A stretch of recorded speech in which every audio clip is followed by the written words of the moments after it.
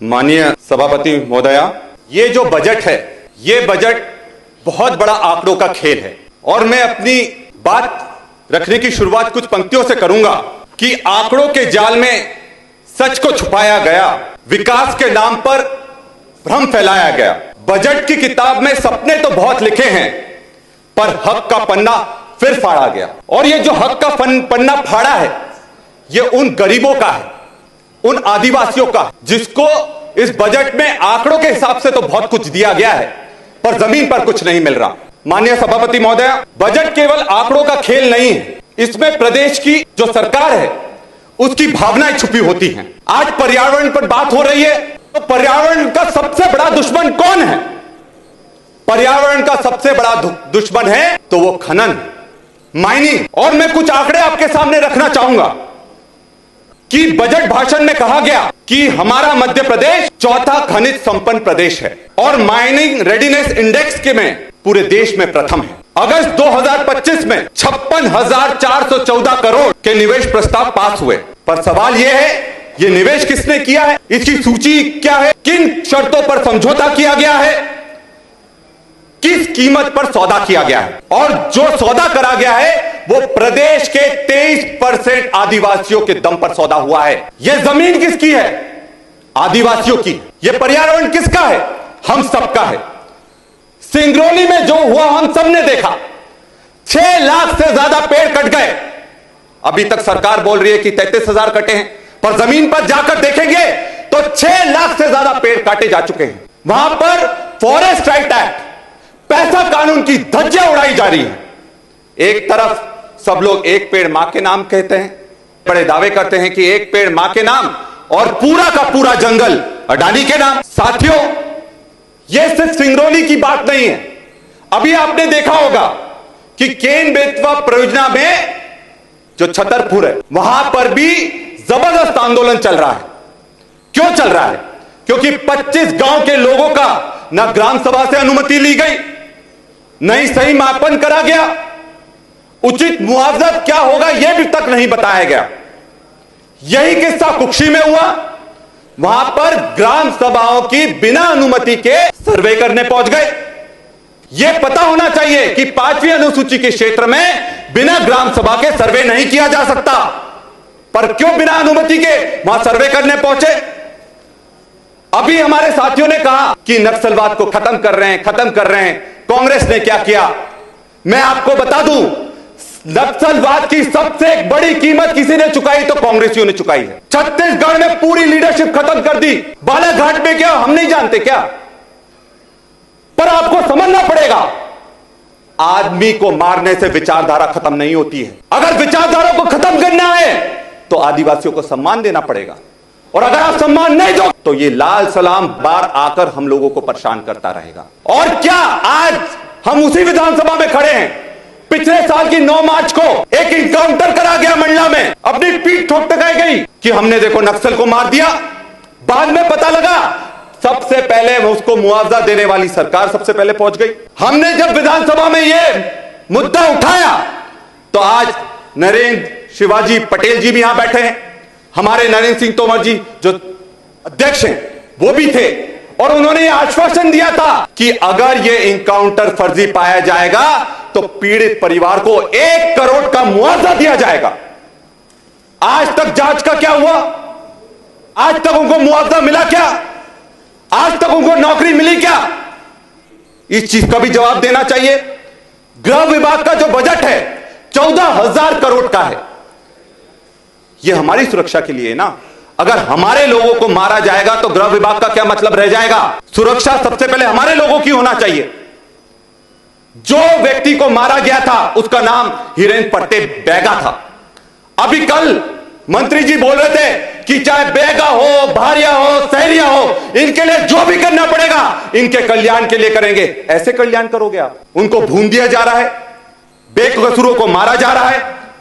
हम गृह विभाग की बात करते हैं तो महिलाओं की और बालिकाओं की भी बात होना चाहिए। मध्य प्रदेश में अभी तक पिछले 5 सालों में 2 लाख महिलाएं और 65,000 मासूम बच्चियां गायब हो गई।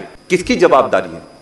और उनमें से 50,000 महिलाएं और बच्चियां आज तक नहीं मिली। क्या हाल होगा। मैं भी एक पिता हूं, मेरी भी बच्ची है, हमें भी डर लगता है कि हमारी बच्ची के साथ ऐसा कुछ ना हो जाए। और हमें समझना पड़ेगा यह बहुत बड़ा गिरोह मध्य प्रदेश में काम कर रहा है। हम छोटी मछलियां पकड़ते हैं और बड़ा कोई सरगना पकड़ा गया क्या? जिस तरह से एप्स्टीन फाइल में बड़े लोग शामिल थे, मासूमों का शोषण करते थे, वैसा गिरोह मध्य प्रदेश में भी काम कर रहा है। मैं गृह मंत्री जी से निवेदन करूंगा कि अलग से जांच एजेंसी बनाई जाए और इस पर त्वरित कार्रवाई करी जाए। और इसमें जो बच्चियां गायब हो रही हैं वो सिर्फ शहरी क्षेत्रों से नहीं हो रही हैं, सबसे ज्यादा इंदौर से गायब हुई 21,000 से ज्यादा, उसके बाद हमारा धाम 9,000 से ज्यादा। और ये तो वो आंकड़े हैं जो रिपोर्ट होते हैं, ऐसे बड़ा आंकड़ा है जो रिपोर्ट ही नहीं होता। इसका बहुत बड़ा कारण पलायन भी है। हमारी बहनें बाहर काम करने के लिए जाती है क्योंकि मध्य प्रदेश में उनको रोजगार नहीं मिल पाता और उनका धड़ल्ले से गुजरात और बाकी जगह शोषण हो रहा है। इस पर भी हमें बात रखना चाहिए। साथ में हमारे जो स्कूल है, उच्च शिक्षा है, उस पर भी मैं अपनी बात रखना चाहूं कि जो उच्च शिक्षा है 2022-2023 में इसमें 16,11,000 बच्चे विद्यार्थी पढ़ते थे। वो आंकड़ा आज घटकर 13,85,00,000 हो गया है, 85,000। तो 3 साल में अगर हम बजट बढ़ा रहे हैं तो ये 2 लाख विद्यार्थी कम क्यों हुए? क्या बच्चे पढ़ना नहीं चाहते? बच्चे पढ़ना चाहते हैं पर उनको इंफ्रास्ट्रक्चर और टीचर नहीं दे रहे हैं हम लोग। पैसे बजट बढ़ाने से कुछ नहीं होगा। याद रखिए, यह छात्र संख्या की गिरावट सरकार की प्राथमिकता की गिरावट है। युवा बढ़ना चाहता है लेकिन विश्वविद्यालय खाली है। एक और बहुत बड़ा आंकड़ा मैं आप सबके सामने रखूंगा, आप ध्यान से सुनिएगा। हर बार कहते हैं कि 70 साल में क्या करा, 70 साल में क्या। मैं आपसे बोलता हूं आपने क्या करा। 2010 से अभी तक 70,000 स्कूल बंद कर दिए गए हैं। 2010 से अभी तक कुछ को जीरो कर कुछ को मर्जर के बहाने से बंद कर दिए गए। और 2008 और 9 में 1,65,00,000 विद्यार्थी पढ़ते थे इन विद्यालयों में और आज वो आंकड़ा घटकर सिर्फ 1 करोड़ रह गया है।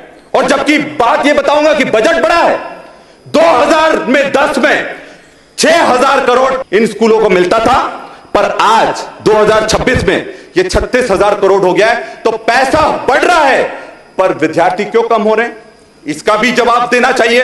विक्रांत समाप्त करें अब समय। मैं बस 2 बातें कहकर अपनी बात समाप्त करूंगा। 2 बातें करके समाप्त करिए। ट्राइबल सब प्लान, ये मैं चाहूंगा मंत्री जी भी सुने कि मछुआ कल्याण विभाग है, किसान कल्याण विभाग है, अल्पसंख्यक पिछड़ा कल्याण विभाग है, अनुसूचित जाति कल्याण विभाग है, पर जनजाति कल्याण विभाग क्यों नहीं है? जनजाति कार्य विभाग रखा है। आपको आदिवासियों के कल्याण से कोई मतलब नहीं है क्या? उसको भी तो करो जनजातीय कल्याण विभाग, जनजाति कार्य। क्या आदिवासियों पर सिर्फ काम करने का आपका काम है? उनको कल्याण करने का कोई काम नहीं है? इस पर संज्ञान लिया जाना चाहिए कि आदिवासी कल्याण विभाग, जनजातीय कल्याण विभाग क्यों नहीं है? और पिछले 5 वर्ष में 56,000 करोड़ विभाग के पास आए और आदिवासी उपयोजना टीएसपी में 2,60,000 करोड़ रुपए आए, पर आज तक ट्राइबल्स की क्या हालत है? कुपोषण तो आप मिटा नहीं पाए, बड़ी बातें कर रहे हैं। और ये ट्राइबल सब प्लान का पैसा नॉन डाइवर्टेबल है, नॉन लैप्सेबल है, पर ये क्यों डाइवर्ट हो रहा है, क्यों लैप्स हो रहा है? क्योंकि आज ये पैसा आप मेट्रो, इंदौर की मेट्रो किस पैसों से बन रही है? आदिवासियों के ट्राइबल सब प्लान से बन रही है। भोपाल में जब मोदी जी आते हैं तो जब गाड़ियों को लाने का भाड़ा कहां से दिया जाता है? ये बकायदा लेटर जारी हुआ था, 13 करोड़ रुपए जो आने जाने का खर्चा है वो ट्राइबल सब प्लान के पैसे से जारी हुआ था। कृपया समाप्त करें। ये आखिरी पंक्तियों के साथ मैं समाप्त करता हूं। बड़े गुस्से में और डांट के बोल रहे हैं। और जहां तक प्रधानमंत्री जी वाली बात की है, मेरा ख्याल है कि वो तो इस रिकॉर्ड में आना ही नहीं चाहिए सभापति महोदय। लेटर जारी हुआ है क्योंकि प्रधानमंत्री जी के बारे में हम यहाँ पर कोई डिस्कस भी नहीं कर रहे हैं। मैं उनकी सभा के बारे में बात कर रहा हूं, इसलिए इसको जरा मैं सभा की बात कर रहा हूं। 13 करोड़ रुपए बकायदा आपका लेटर जारी हुआ है विभाग का और उसके आधार पर बोल रहा हूं। रोडें 4 लेन किसके पैसे से बन रही है? हमारे आदिवासियों के पैसे से बन रही है। पर मैं अपनी बात को समाप्त करूंगा कि प्रदेश में एयर एम्बुलेंस तो है पर जमीन पर एम्बुलेंस नहीं दिखती। बजट में 4,70,000 करोड़ तो है पर किसानों की जेब आज भी खाली है। महिलाओं के सम्मान में बात तो करी जाती है पर उनकी सुरक्षा की गारंटी नहीं ली जाती। फॉरेस्ट राइट एक्ट फाइलों में तो है, पर जमीन पर पट्टे नहीं मिलते। पैसा कानून तो है, पर ग्राम सभा को कोई अधिकार नहीं दिया जाता। टीएसपी का बजट तो आता है, पर आदिवासियों की जेब में नहीं जाता। अस्पताल का बजट बढ़ा दिया, पर बच्चों को आज भी चूहे कुतर रहे हैं। ब्लड बैंक की संख्या बढ़ी है, पर आज भी संक्रमित एचआईवी ब्लड चढ़ाया जा रहा है। मेडिकल स्टोर तो बढ़ाए जा रहे हैं, पर आज भी नकली सिरप से हमारे लोग मर रहे हैं। नेताओं को शर्ट उतारकर अगर प्रदर्शन करें उस पर तो आपत्ति है, पर पीने का गंदा पानी पिलाकर अगर कोई मर जाए तो उस पर आपत्ति नहीं है। सरकार के मंत्रियों का नाम एस्टीम फाइल में आता है, पर इस्तीफा देने के लिए कोई नैतिकता से तैयार नहीं होता है। तो साथियों, बात साफ है कि अब मध्य प्रदेश को काम की जरूरत है। अभिनंदन बंद करो और आत्मचिंतन शुरू करो। बहुत बहुत धन्यवाद। जय जोहार, जय भीम, जय संविधान।